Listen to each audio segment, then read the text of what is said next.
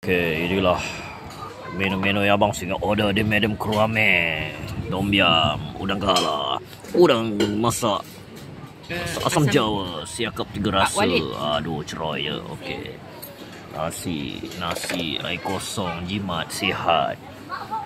Alright, okey. Kos kerugian dijangka mungkin. Nak kita update balik semua harga ni. Okey. Kita nak berjamu selera. Inilah selepas kejadian abang singa mengaum. Macam mana? Kakak Cita. Jangan post ni nombor.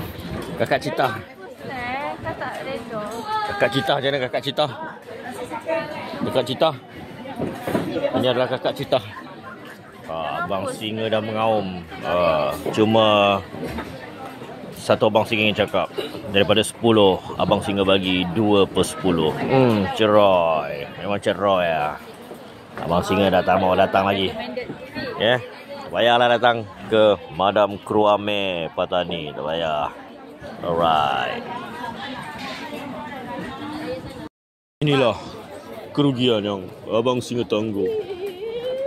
Tapi abang singa nak cakap, siakap dia bau tanah, masak, cuci tak bersih. Payahlah datang sini. Dekat Ruang Madam Club Cook. Dah komplain dah. Tak tahulah dapat diskaun tidak. Kawan dia bagi alasan kan.